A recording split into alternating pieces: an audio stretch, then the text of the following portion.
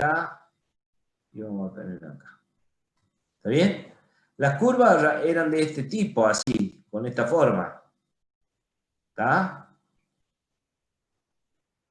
De esta manera. Entonces, a medida que se va alejando estas curvas, teníamos la última curva que era más o menos la de 1000.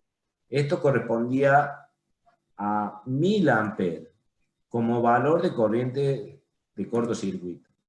Entonces, quiere decir de que vos en algún momento, suponete que te caiga un punto, vos entraste, acá entraste por con las R y entraste por las X, ¿verdad? Entonces, cuando vos unís acá y suponete que te cayera acá en este punto, más o menos, bueno, estoy tratando de buscar así, y te da un punto por acá, justo en esta parte. Esto corresponde a un valor de X y un valor de R, ese punto. Y ese punto es justamente una supuesta línea que no está dibujada a lo mejor en el gráfico, pero que va entre medio de la de 1000 y la que sigue, que es la de 1200, si no me equivoco. Entonces, de acuerdo a esta distancia que hay entre este punto y entre este punto, si está en el centro, y bueno, vos definís tranquilamente que tu corriente es de 1100 amperes. Si está corrida un poco más para el lado de 1200, quiere decir que, suponete que estuviera para justo en la mitad entre la mitad de la mitad, pero para el lado de 1200. Y bueno, si vos tenés 1100 en el punto central, quiere decir que a 1200 te quedan 100, entonces tu corriente de cortocircuito será 1150. Es una forma de extrapolar dos curvas. Sí, sí, No sé eso lo si había es... entendido. Era como decía Cande, que para ver si lo hacíamos así a ojo o si era necesario un cálculo como más riguroso, No, no, exacto, de, qué sé yo, 1120 amperes, algo así. no. Aparte que, escuchame, acá, si estamos hablando entre una corriente de cortocircuito de 1000 a 1150, en realidad no es nada. O sea, ¿qué son 50 frente a 1000 amperes?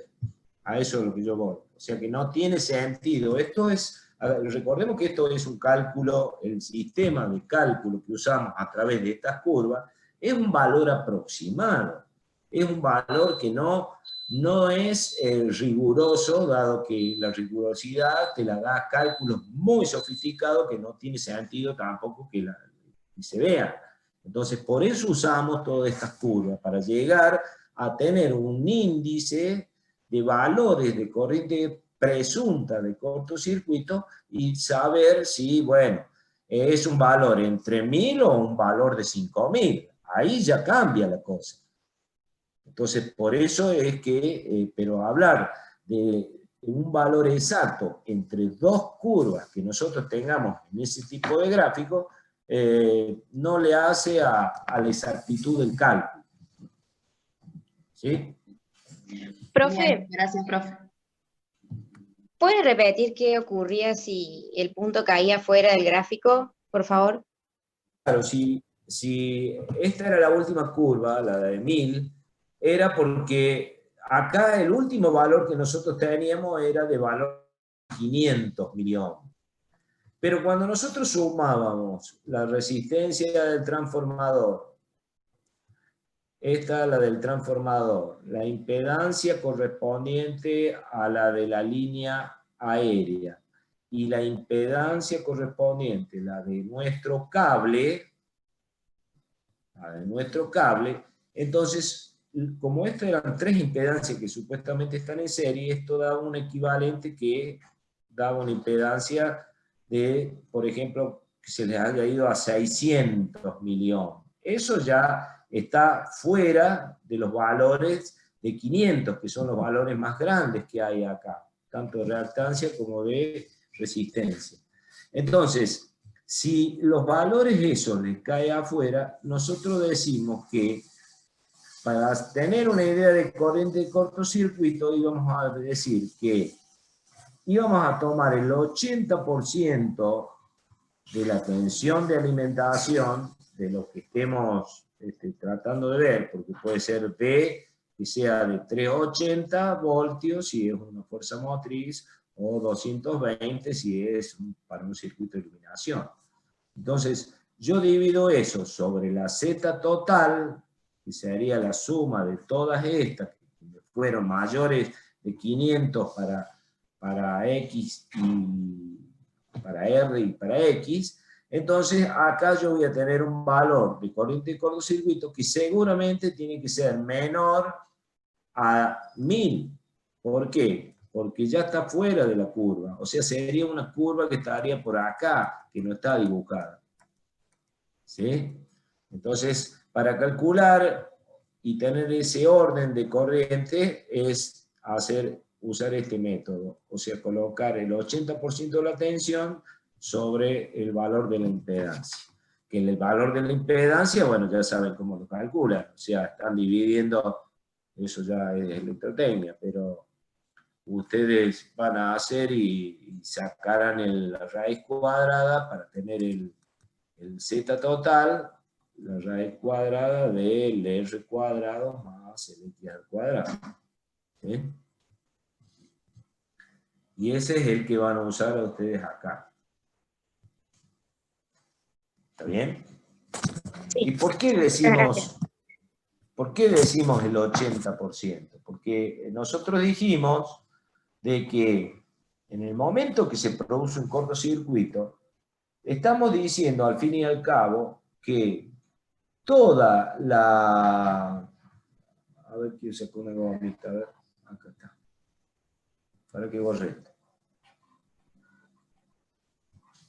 Estamos diciendo de que toda esta corriente, acá en esta punta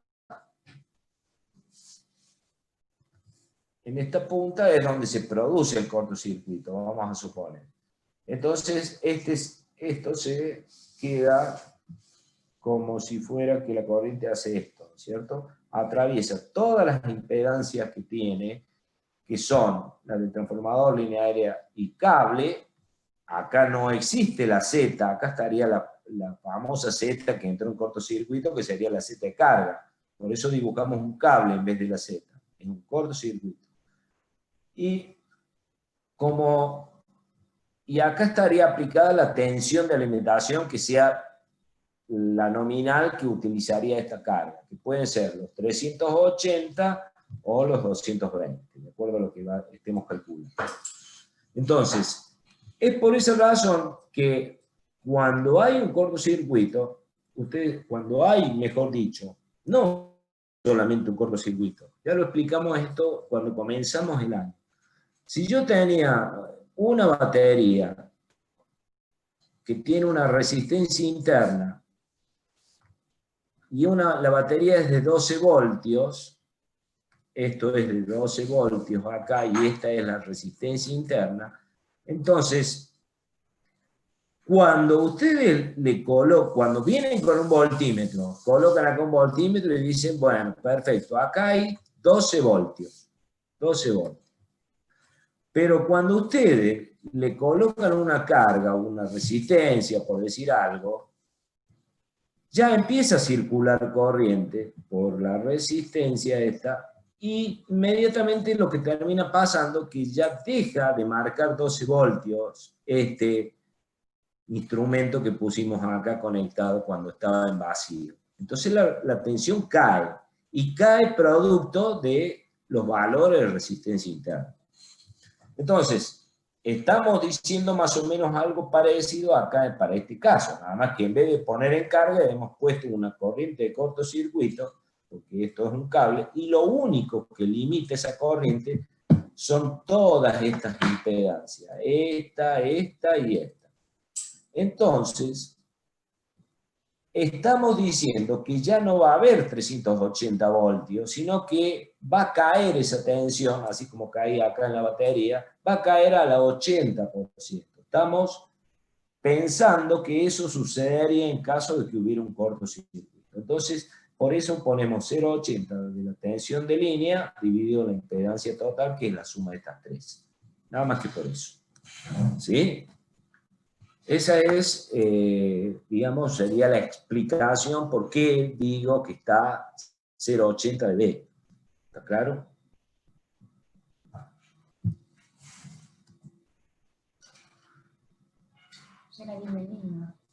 Bueno, ¿qué más? No tengo internet en otro punto.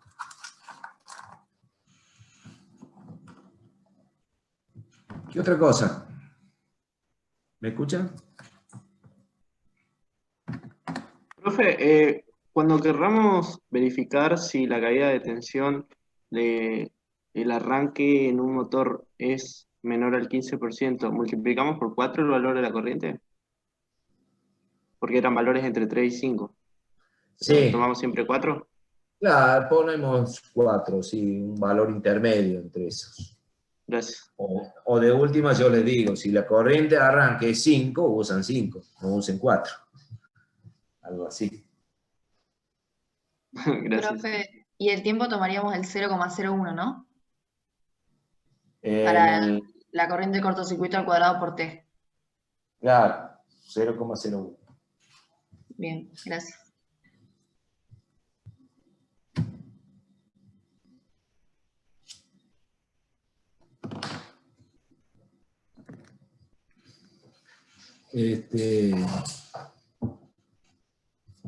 Bueno, algo más por acá para que hagamos alguna práctica de esto. Miren, acá yo tengo, para cuando hablaban de motores, ya que estamos en el tema de motores, voy a poner a compartir un circuito de un arranque, que no sé si lo hicimos, creo que no lo hicimos, pero lo podemos poner, la de un autotransformador.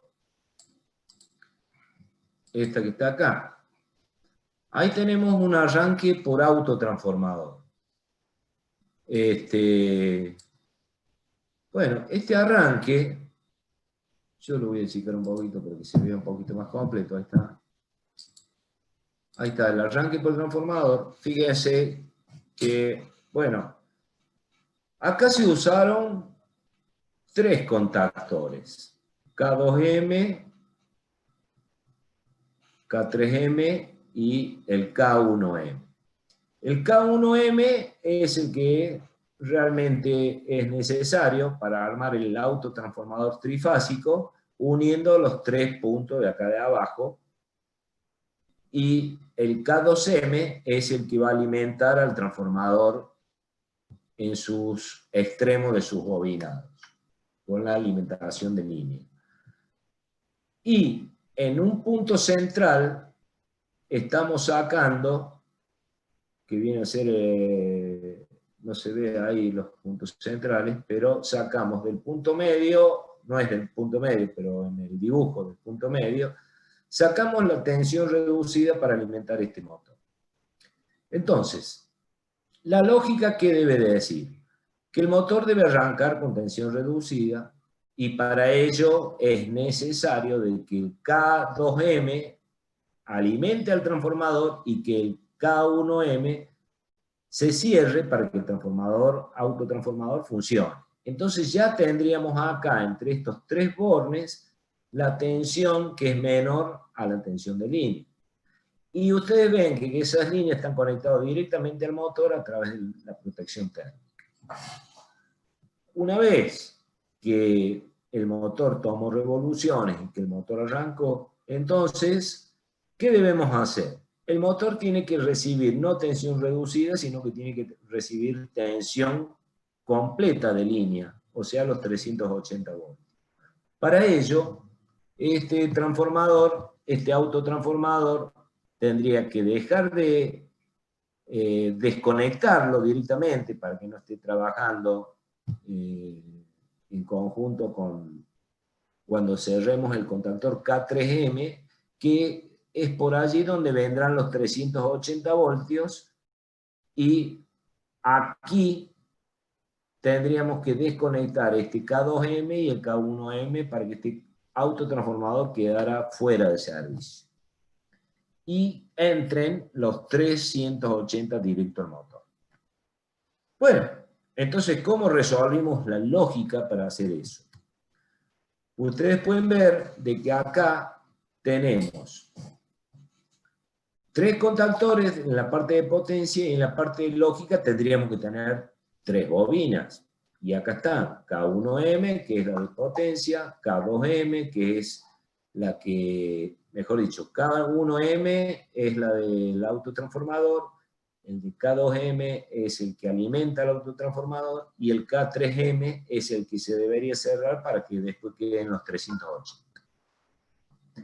Pero para que esto sea automático, entonces nosotros hemos dicho que coloquemos un temporizador, que es el menos T1, ese que está acá, y que pasado cierto tiempo, que será el tiempo necesario para que el motor ya haya tomado revoluciones y haya bajado su corriente de arranque,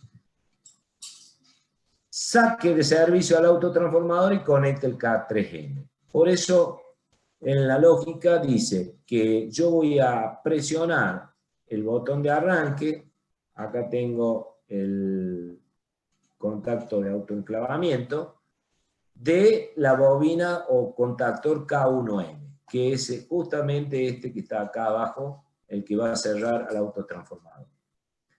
Bueno, inmediatamente que yo cierro, esta bobina se alimenta, esto se cerró, pero a la vez, cuando este K1M se cerró, fíjense que acá hay un auxiliar, una llave auxiliar del contactor K1M que también se va a cerrar y va a alimentar al K2M, que es justamente el que va a alimentar al transformador. Y a su vez que se cierra el K2M, empieza la bobina del temporizador, mejor dicho este que tenemos acá, empieza a contar tiempo. Entonces cuando se encendió el K2M, también empieza a contar un tiempo. Cuenta ese tiempo, y una vez que terminó de contar, inmediatamente va a cerrar un contacto temporizado, que son de este tipo que tienen acá con la curvita. Se va a cerrar este, y va a inmediatamente a alimentar al K3M. O sea, va a cerrar este contactor para que pasen los 380. Pero en el momento en que se cerró el K3M, o sea, este contactor que hace pasar los 380 directamente al motor, acá ustedes pueden ver que hay otra llave que está en serie y que pertenece a K3M y que era normalmente cerrado. Cuando este se prendió, el K3M, esta llave se tiene que abrir. Cuando se abrió esta llave, ¿qué hizo? Desconectó al K2M, o sea, a toda la tensión que alimentaba el autotransformador. ¿Sí? Y si se desconectó K2M, también, mejor dicho, se desconectó el K2M, también acá hay otra llave, que es la K3M, que está en serie con el K1M, que es el otro contactor de abajo del autotransformador. Entonces, desconecta este contactor y este contactor cuando K3M actúa. Esa es la lógica que tiene. Entonces, si ustedes lo ponen a funcionar, yo lo simulo ahí. Ahí mi duda era, cuando lo estuve analizando, es que arriba de la bobina K3M hay un K1M, entonces cuando se abra el K1M también se va a desconectar la K3M. Y se me desconecta el motor, supongo. A ver, che. Es buena tu observación. Déjame lo que lo pruebe, a ver, porque lo estuve tocando a esto. Claro, no me cargaba el programa, así que no pude probarlo, pero cuando lo estuve analizando así el gráfico no me convencía eso, porque no sabía si se iba a abrir la bobina K3M también. Vamos a hacer funcionar esto, a ver qué pasa si es como vos decís. Ahí estoy en simulación. Esto está todo... Bueno, acá esto tiene 3 fusibles, no tiene seccionador fusible, no hace falta cerrar nada. A ver si acá aprieto acá, ahí se prendió todo, el motor gira, están los 2 contactores abiertos, y luego se abren esto, y la tensión queda acá. O sea, el K1M, lo que pasa es que el K1M es normalmente cerrado. Menos K1M, dice. A ver si voy a parar. Ahí está parado todo. El K1M no actuó acá. Menos K1M, menos K1M. A ver, tienes razón, ese no se mueve. Te cuento que esto... Vamos a arrancar. Ah, ahí se abre ¿ves? El K1M es normalmente cerrado. Entonces, por eso es que vos estabas observando eso. Es un normalmente abierto. A ver, lo voy a parar. Mira, lo paro todo. Pero cuando vaya a arrancar el K1M, es normalmente cerrado. Cuando arranque el K1M, este contactor K1M, se va a abrir esta llave normalmente cerrada. Se abre para asegurar de que el K3M no por ninguna causa se vaya a encender. Porque el problema, ¿cuál existe? Si se llegara, por decir algo, a encender el K3M cuando esté el transformador funcionando, imagínense que acá se produciría un cortocircuito. ¿Por qué? Porque yo acá tendría un valor de 380 voltios que se uniría con una tensión menor al autotransformador. Entonces acá sería un cortocircuito. Entonces yo con este K1M que tengo acá aseguro que siempre que esté prendido el K1M del autotransformador, esta llave siempre esté abierta, que es lo que sucede cuando yo lo pongo en arranque. Mira, lo vuelvo a arrancar. Claro, ¿ves? sí, ahora sabiendo que es normalmente cerrada, ahora Claro. entendí. Gracias.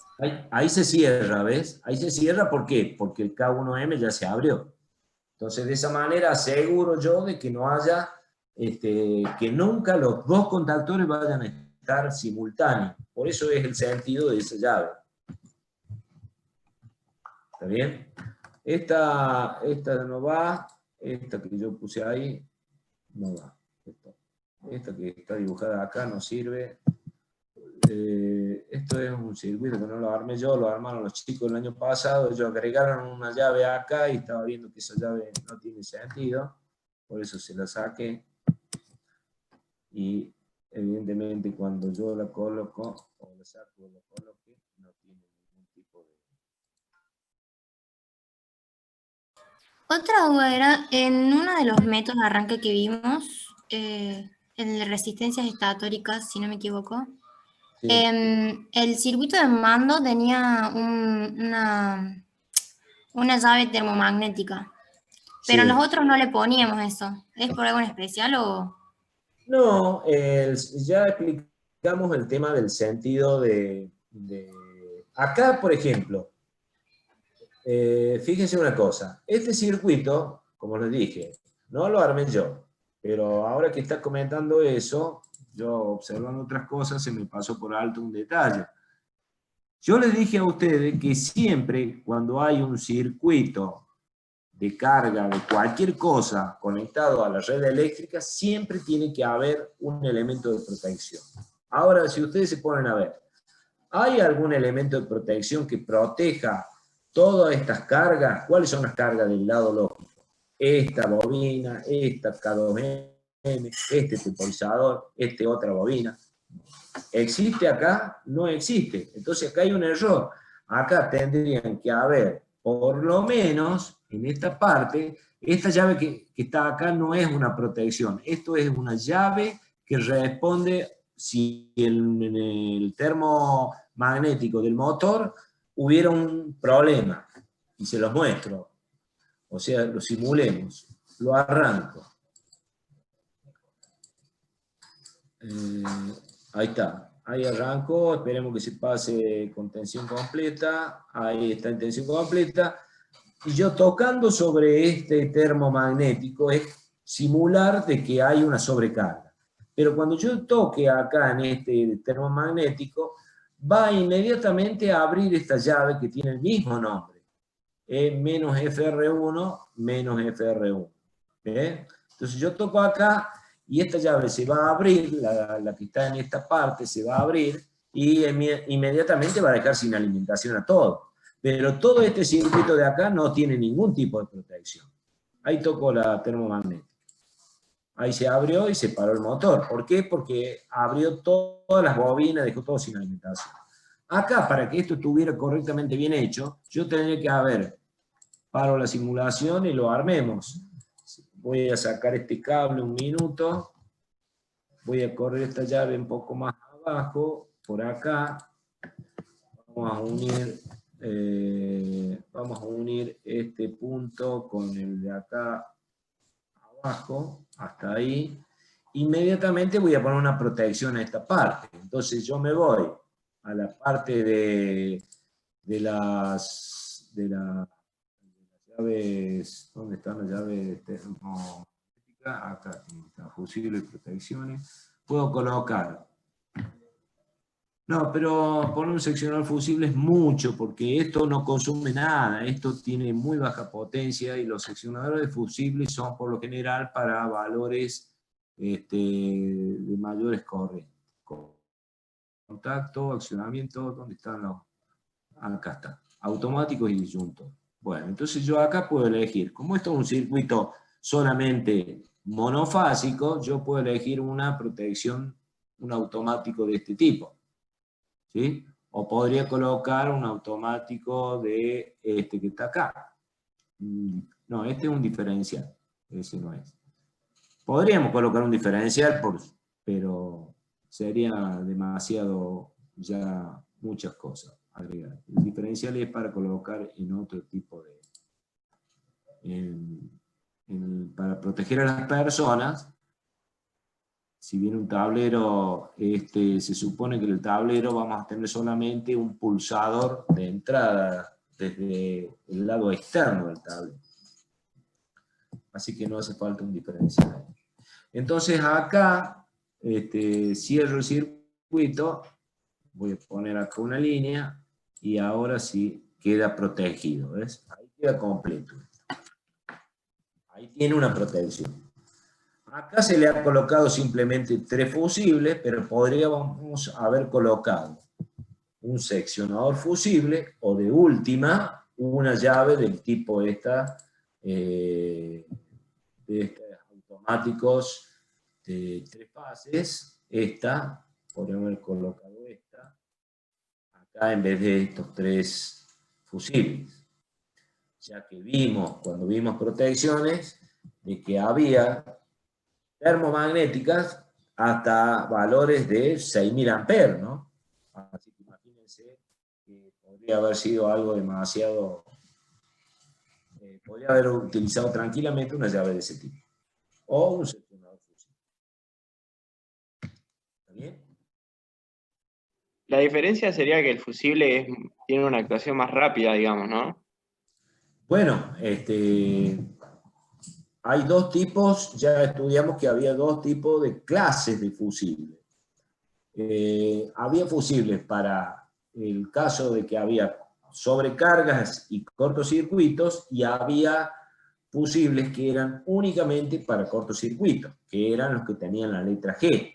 Y particularmente se podría haber colocado acá un fusible del tipo GM, que eran los que eran para proteger contra cortocircuito, que sería justamente un cortocircuito en el motor o algún problema en el autotransformador, y que pueda incluso manejar una corriente de arranque y el fusible no se me rompa. O sea, podría haber colocado esos tipos de fusibles, o como les digo, haber colocado una llave termomagnética, clase D, para que soporte un poco la corriente de arranque. Si bien acá está controlado porque esto es un sistema de arranque, entonces no va a ser tan grande ese valor de corriente de arranque y podría tranquilamente ser protegido de esa manera. ¿Sí? Bueno. ¿Se entendió esto entonces cómo funciona?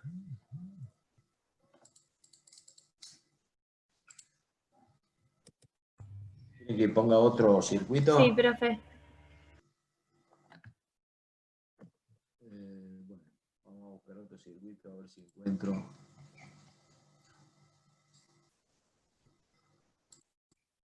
Abrir. El de estrella triángulo lo vimos, ¿no? Funcionando. Sí, lo Sí, vimos, profe. creo que sí. Arranque por autotransformador. Resistencia estatórica sí lo vimos, que fue el primero que vimos. A ver, no sé si puedo encontrar algo más. Algo que ya esté armadito. Nuestros queridos compañeros del año pasado, ellos trabajaron mucho con esto. Profe, uno con resistencias rotóricas tendrá. Creo que sí, había por ahí. Déjame que lo busque. Déjame un cachito que lo busque. A ver. Grupos 2019. Esta gente. Acá tenemos de arranque. Todos los archivos. El de arranque, resistencia estatórica, arranque directo, arranque triángulo, arranque autotransformador. Acá hay un arranque rotórico. A ver. Vamos a abrir este. Ahí está. Ahí tenemos uno, el que me estás pidiendo. No sé si funciona, porque esto estoy sacando de una carpeta de un grupo del año pasado. Está matando el sol. A ver, entonces, bueno, veamos.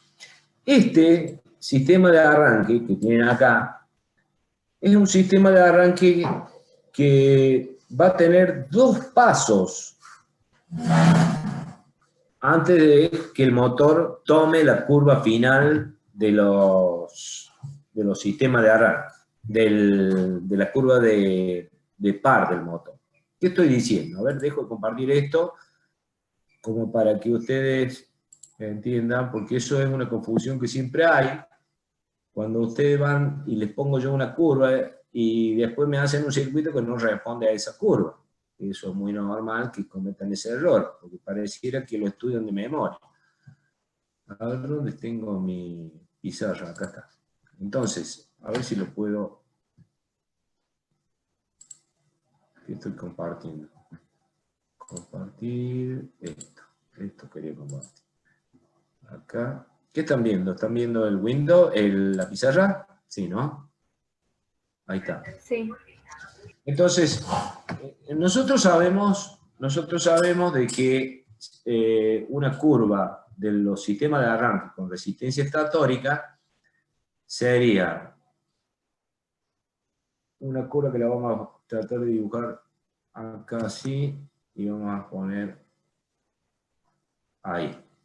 Entonces, esa curva sería una curva que haría más o menos de esta forma.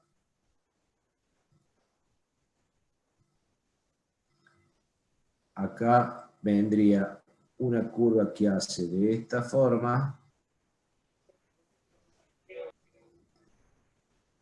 ¿Sí? Y acá está la curva final del motor, que sería la que haría de esta forma. No, así sería. Así por aquí. Ahí está bonito.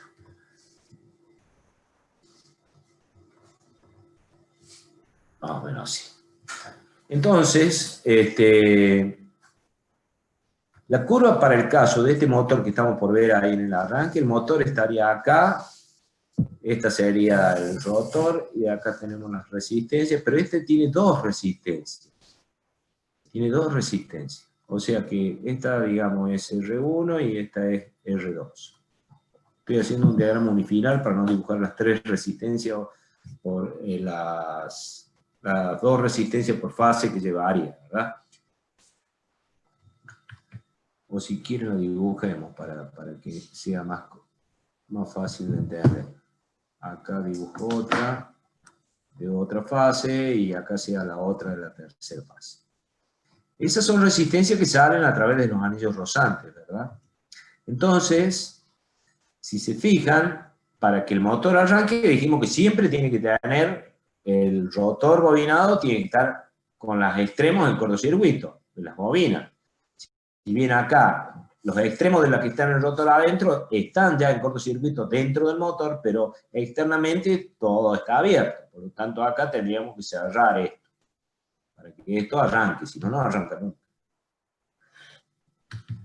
Entonces, por eso se dibujan tres, porque el motor, tres picos que se ven acá de arranque. El motor haría, a ver si puedo escribir algo, pero esto es medio grueso, este es grueso, mediano, es muy grueso. El motor haría más o menos por acá, así. Cuando llegue a este punto, en ese punto voy a saltar y va a hacer esto. Llega a este punto, otra vez va a saltar a la curva ya principal del motor, que es la última. Esa es la curva de cualquier motor trifásico asincrónico. O sea, es una curva de este tipo, esta ya la conocen. O sea, es la curva, un motor tiene una curva siempre de esta manera. Así. ¿Sí? Tiene un par de arranque, tiene un par máximo, y tiene el punto acá donde llega, que es la velocidad de sincronismo, que el motor nunca trabaja. Siempre trabaja antes de esa velocidad. Pero acá, la característica que tienen los sistemas de motor de arranque con resistencia rotórica, es que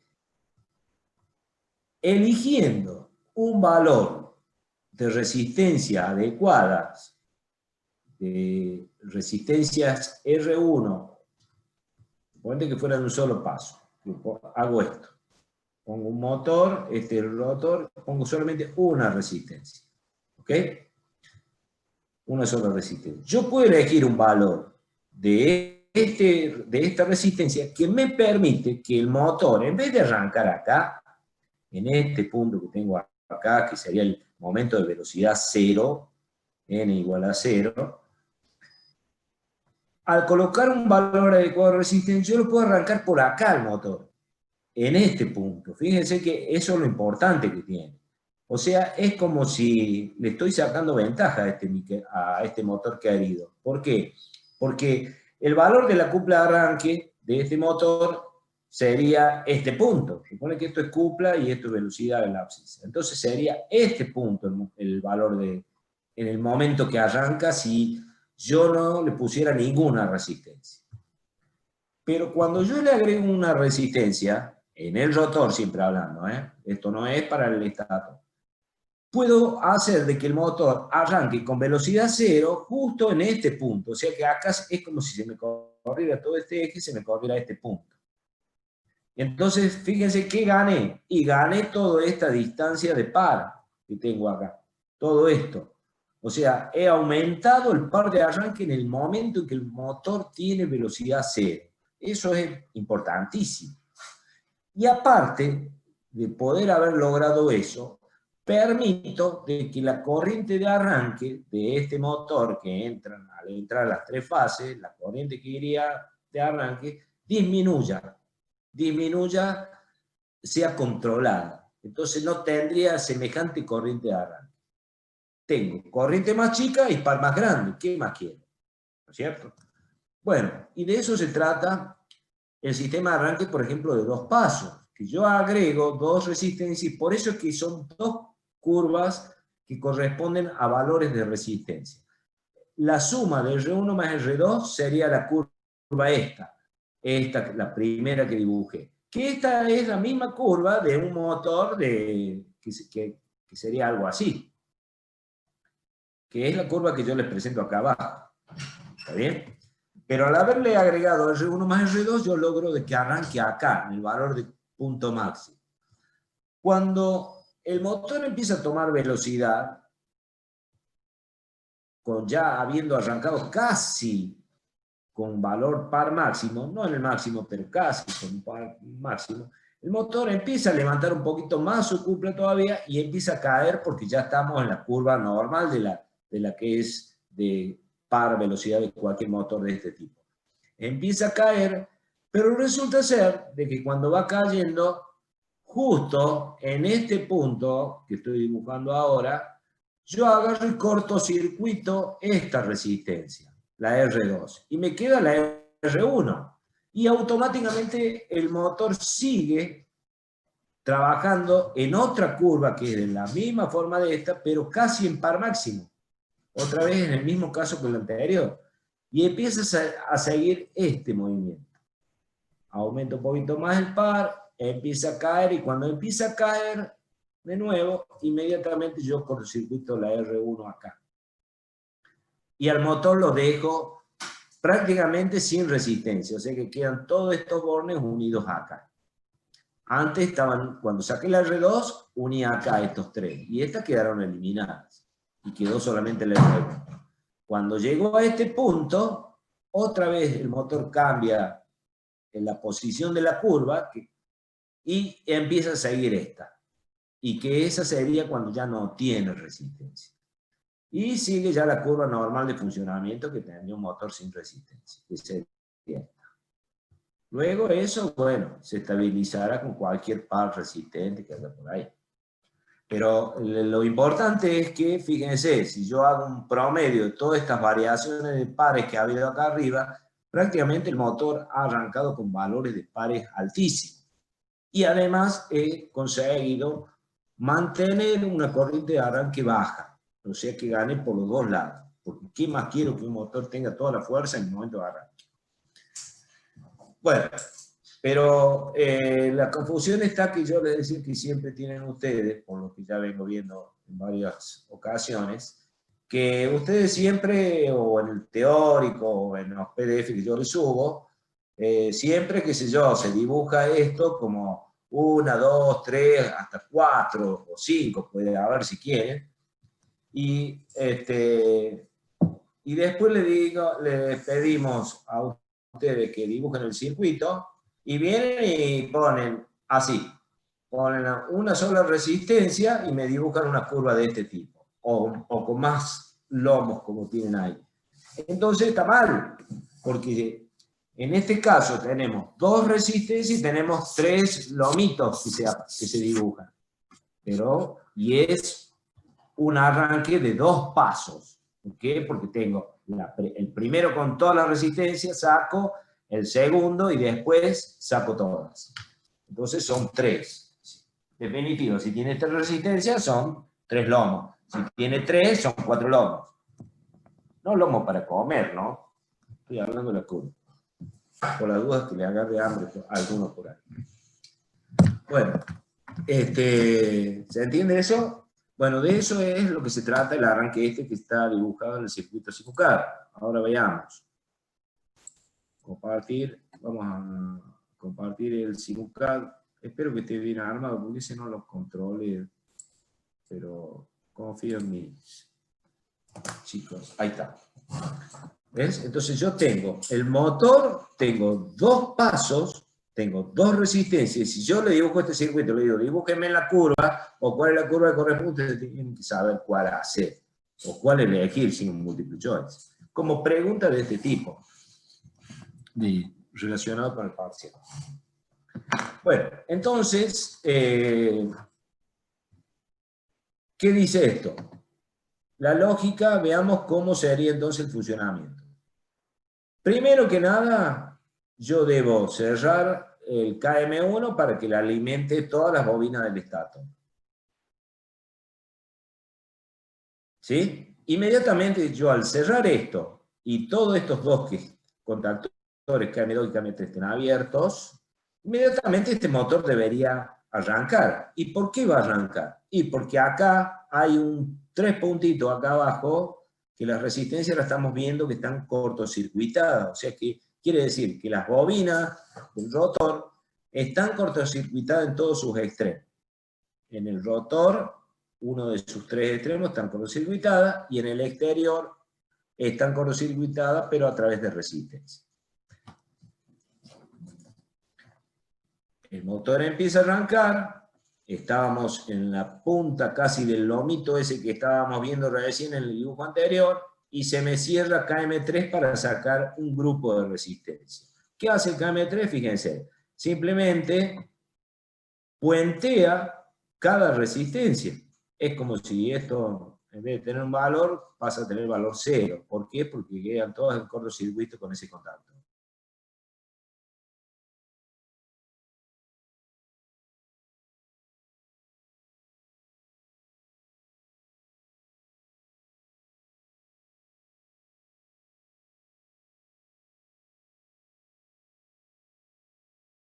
De circulación. Y el motor quedó sin resistencia.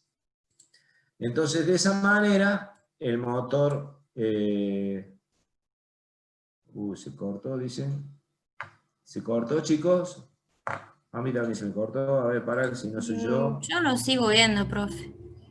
Ah, no Ahí sé está, si... profe, se Se quedó le congelado cortó. un ratito. Ah, se les cortó a ellos. Puede ser la conexión mía. Bueno, pero ¿me siguieron? Se cortocircuitando la resistencia hasta que el motor queda sin resistencia en el rotor. Y el motor sigue avanzando tranquilamente. ¿Cómo se resolvió la lógica de hacer esto? Lo vemos acá en el circuito del lado. Como ustedes ven, lo voy a checar un poquito para que lo podamos observar mejor. Ahí. Bueno, acá en la parte lógica tenemos la bobina KM1, que es la que va a entregar energía al estator. Apenas lo voy a poner a funcionar para ver si está todo bien. Antes de explicarlo, porque la verdad que no lo he probado esto, pero debe andar. Ahí arranca, está temporizando, se cortocircuitó una. Bueno, esta vez se cortocircuita en la primera. Es lo mismo que de este lado o de este lado, ¿no? Y luego se cortocircuita está temporizando ahora KM3, y se tiene que cerrar este en algún momento cuando termine de contar, para que quede todo funcionando.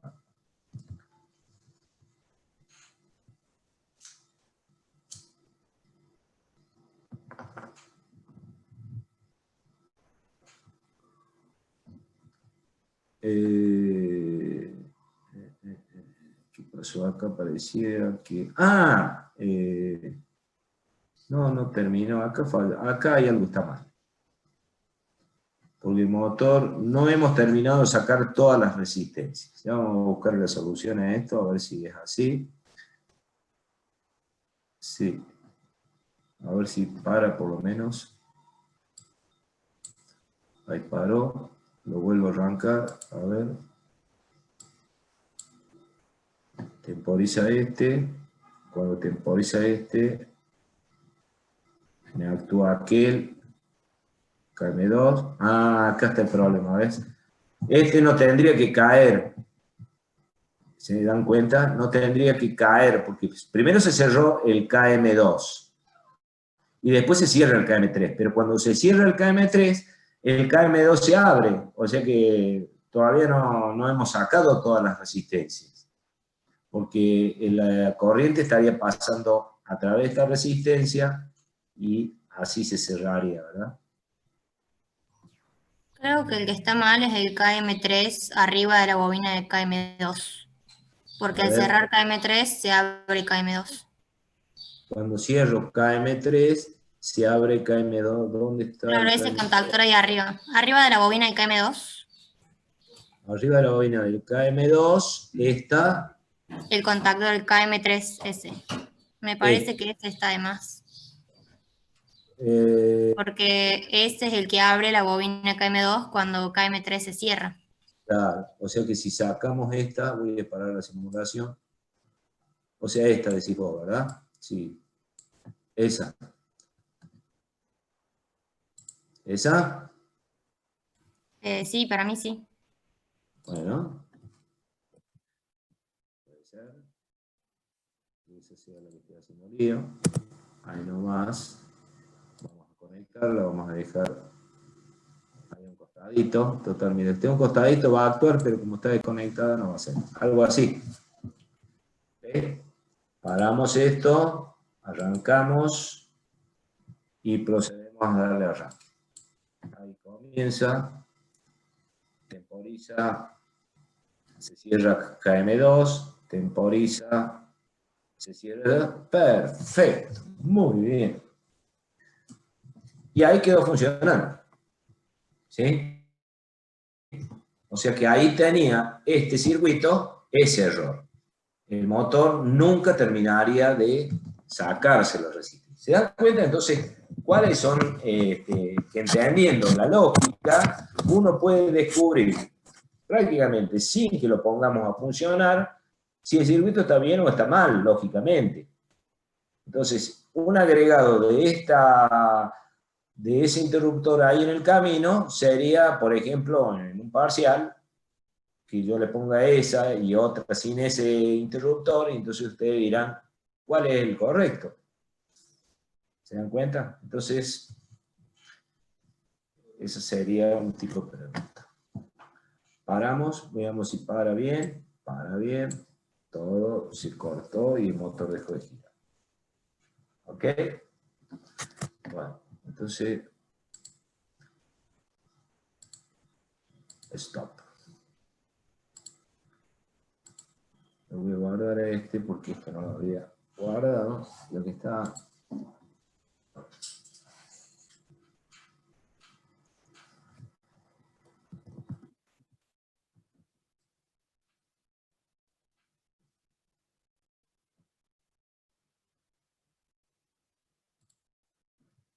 Bueno, ahí está la cosa. ¿Alguna pregunta más con esto?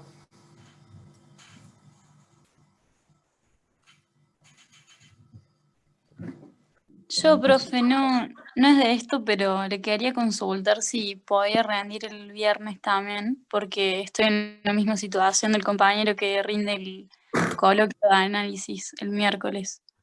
Nombre, Menéndez Marina. Menéndez Marina. María. Sí, profe, yo también rindo. Todos los que cursamos Ánica rendimos ese día. Si me puede anotar, por favor.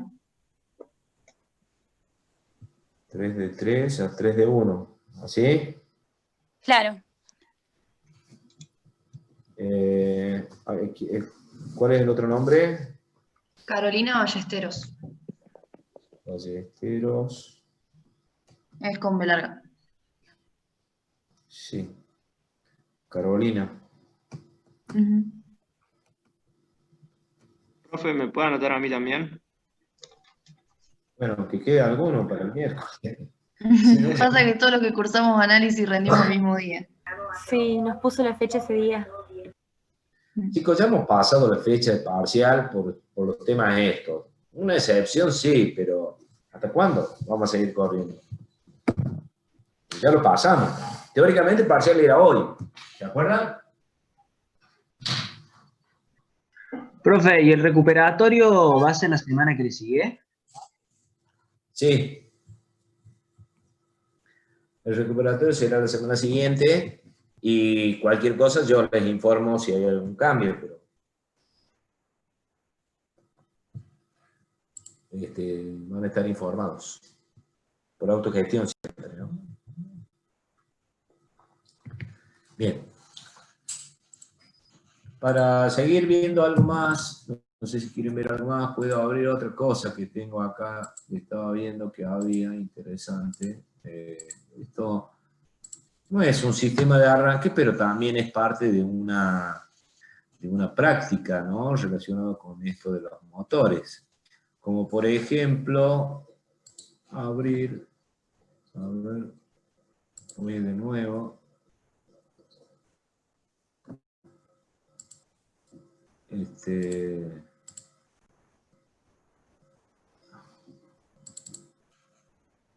Acá hay uno que este circuito es. Si yo les pregunto eso, ¿para qué serviría ese circuito? A ver si alguien se anima a responder. ¿Qué es eso?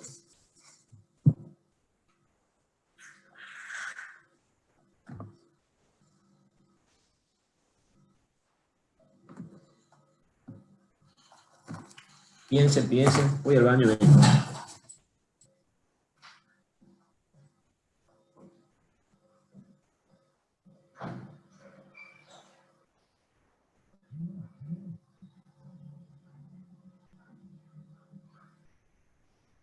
¿Lo estaría alimentando al revés o no?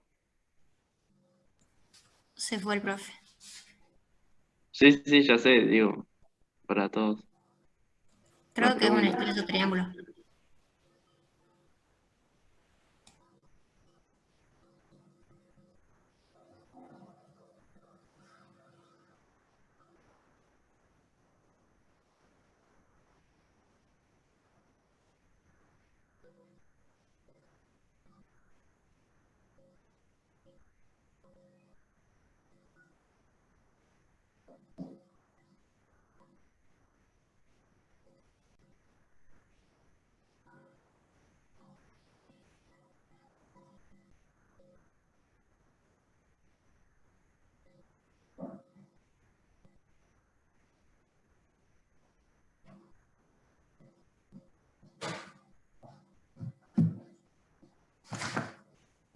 Bien. ¿Para qué? ¿Alguien pudo saber para qué sirve eso? Acá que dice...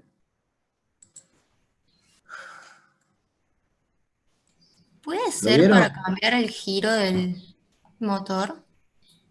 Ajá, me parece que sí, ¿no? Vamos a poner en funcionamiento. Arranco. Se prendió una luz verde.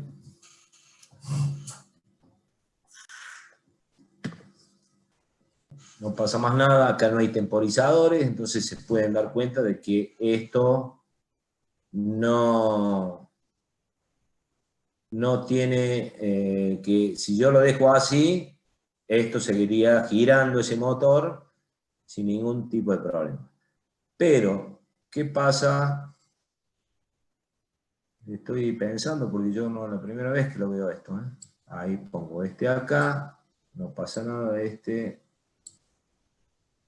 acá hay algo que no anda, y si toco este,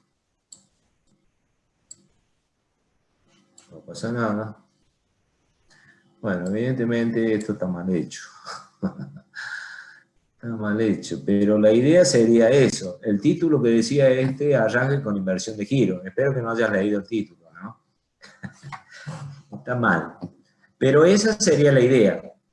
Sería hacer directamente un control para que cuando yo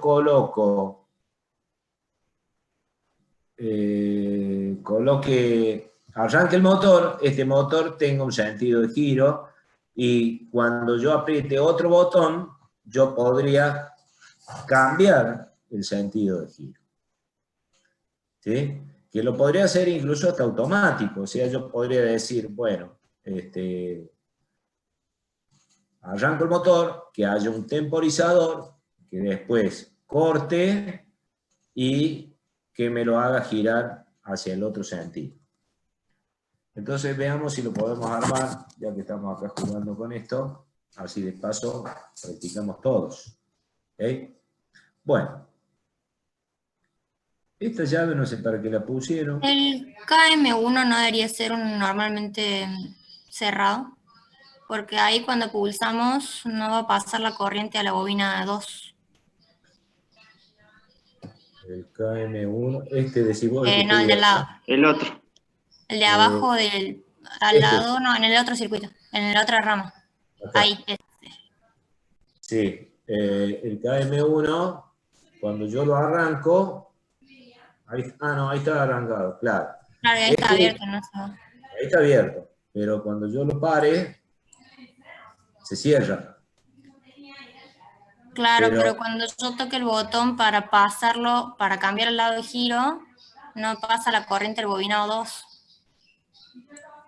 Ahí le cambia de giro, ¿ves?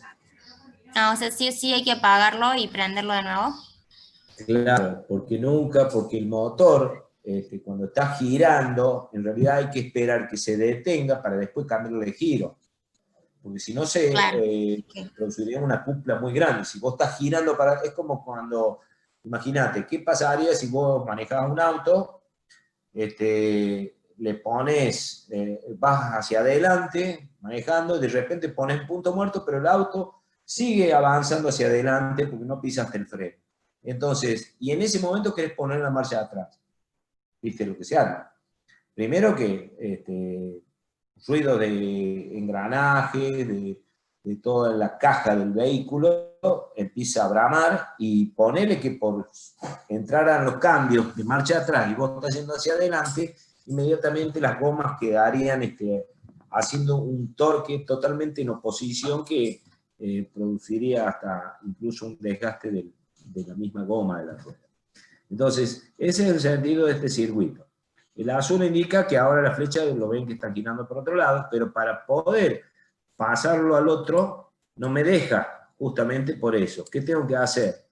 Agarrar y pararlo primero. ¿Cómo lo paro? Bueno, voy a la parada, que sería ahí paro todo, espero que el motor se detenga y recién puedo agarrar y hacerlo girar para el lado derecho, indicando con la luz verde que está girando hacia la derecha. Nuevamente, lo paro y después lo pongo hacia adelante. Eso es una inversión de giro. ¿Cómo hicimos la inversión de giro? Lo vemos en la parte de potencia. Si ustedes ven, si le toman un orden a L1, L2, L3, como si fuera una secuencia de fases, RST, ven que la R, la S y la T, digamos, están entrando en ese orden acá. Pero cuando el contactor KM1 está cerrado. Pero cuando el contactor KM2 lo activamos, como está ahora, estamos viendo que la línea L1, que entraba por el lado izquierdo, inmediatamente me la lleva al lugar donde estaba la línea 3. ¿Sí? Y la línea 2 la dejamos tal cual como estaba, pero la que estaba en L3 ahora la llevamos a L1. Por lo tanto, eso es lo mismo que de haber dicho cambiemos la secuencia de fase.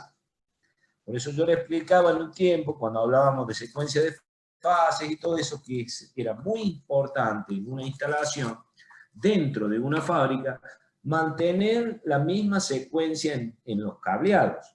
O sea, por eso es que los cables hay que llevarlos con distintos colores, para que vos sepas que sea la secuencia que sea, siempre tenga una misma secuencia en todas las máquinas.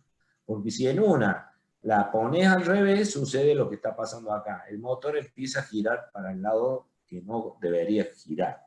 En este caso, bueno, es un caso particular donde se necesita que el motor cambie de giro. Por eso se arma este tipo de circuito. ¿Sí?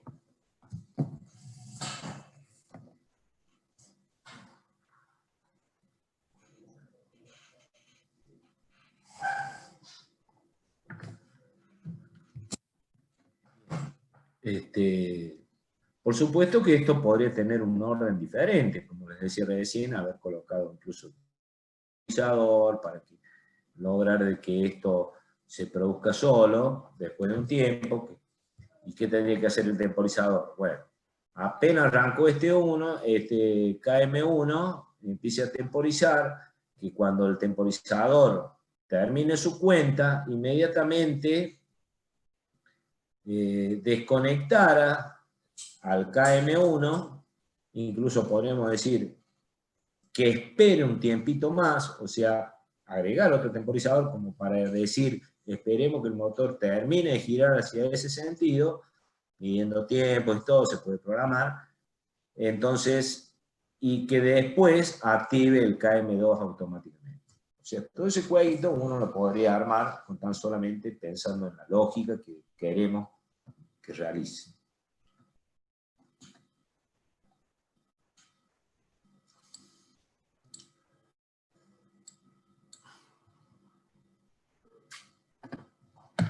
Bueno, muy bien. Archivo, guardar. Tengo que parar esto, archivo, guardar como.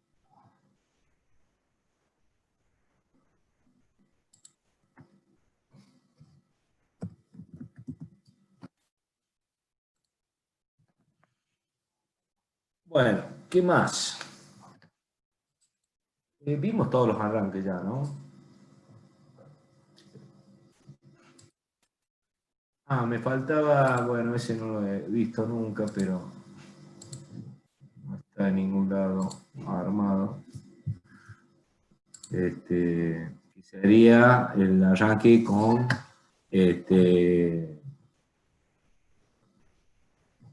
los arranques estáticos, con los tiristores.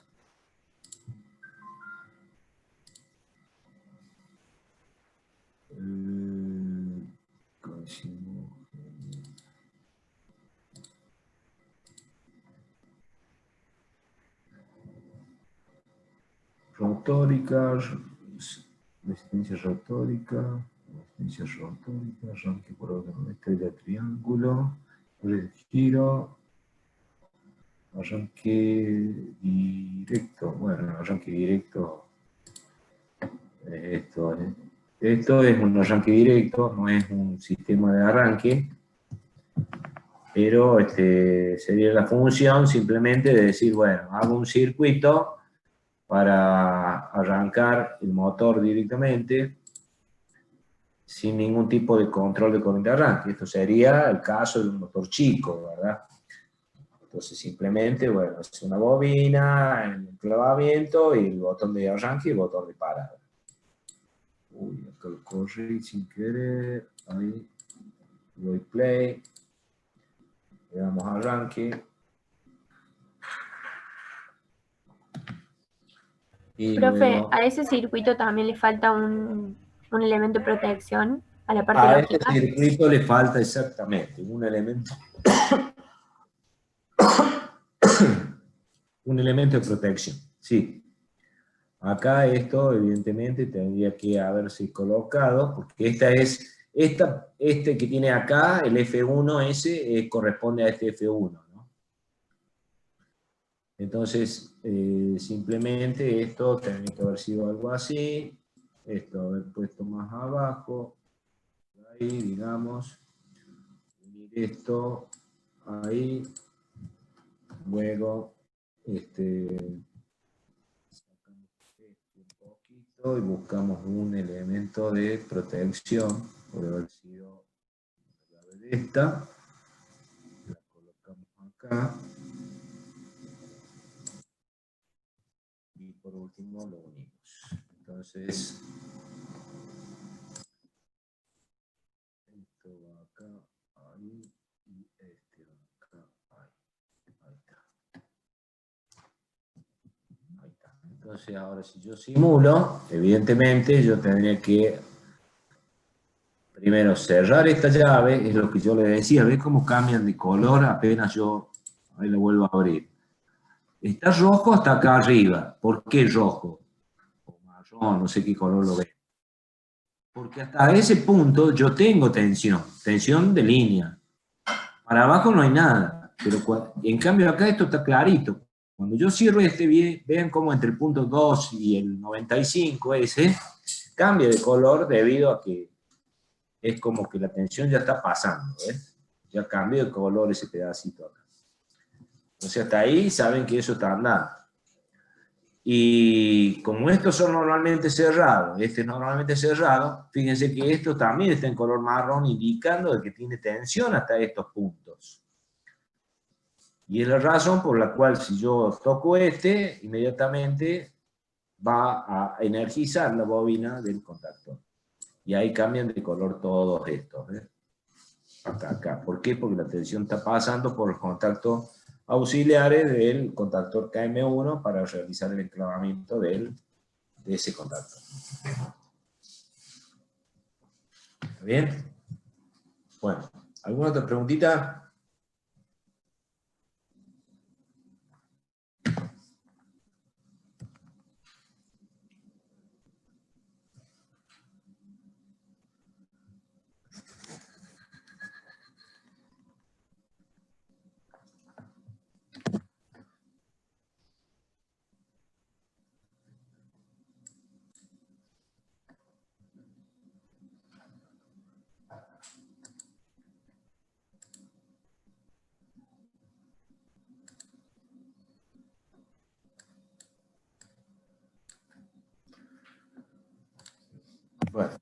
chicos.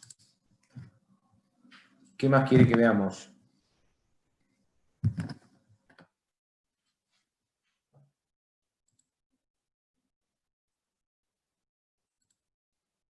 Profe, ¿cuántas preguntas van a hacer? No lo sé todavía, pero siempre será la cantidad necesaria para cubrir el tiempo de un parcial, que son 1 hora y media, 1 hora 45 como máximo. Profe, ¿va a seguir estando la opción, la de que si completamos y no es, resta puntos? Sí, puede ser que sí, puede ser que no. La verdad que no estoy muy seguro de eso. Voy a ver cuando lo arme ahí si puedo evitar eso, lo evitaré. Para que no sea, pero eso ya saben que eso es por una cuestión de que no usen la lotería para aprobar un parcial, nada más que por eso. Profe, quizás ahí para evitar eso, agregando muchas más opciones, se disminuye la probabilidad de acertar a la lotería, como usted dice. Más opciones en cada pregunta. Claro, una misma pregunta con muchas opciones y bueno, la probabilidad, perdón, de acertar al azar es menor. Es cierto, estadísticamente sí. Lo que pasa es que yo tenía que hacer el doble de dibujos. Bueno, ya vamos a ver, déjamelo que lo maneje y vea cómo podemos manejar ese punto. De De todas última, sí, maneras, puede hacer, como dice el compañero, agregar más consignas, porque en el último parcial si nos equivocábamos en una, ya estabas al borde de perder la promoción. claro. Bueno, ya lo vamos a manejar eso. Ya lo vamos a tratar de manejar. No se preocupe.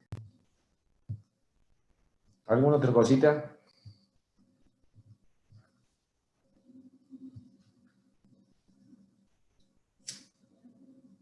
Profe, Sí. sigue en pie esa idea de una especie de coloquio para aquellos que les falte, por ejemplo, un punto para obtener la promoción práctica, o hay que recuperar, obvio, todo dependiendo de los resultados del segundo parcial. Algo así usted había comentado, no sé si mis compañeros se acuerdan, pero me agarró la duda y quería saber. Sí, algo dijimos como una posible alternativa, pero no estoy seguro de poder. Vamos a ver cómo vamos con los tiempos, chicos. No obstante, recuerden que este año ustedes, y suponiendo de que los que no tienen la posibilidad de regularizar, tienen la posibilidad de rendir lo mismo, el examen final de la materia. No sé si eso están enterados ustedes, pero hay una resolución nueva que está permitiendo de que la persona que por X causa, la que sea, no han podido regularizar la materia, ustedes este año, como un año excepcional, van a permitirse, o se les va a permitir que se inscriban para rendir la materia lo mismo. O sea que tampoco no es tanto como para ir buscándole tantas vueltas, ¿viste? Para que sigamos. Lo único que faltaría es que le digamos, bueno, chicos, ya cursamos el año, están todos aprobados, ¿viste? Me parece que es demasiado.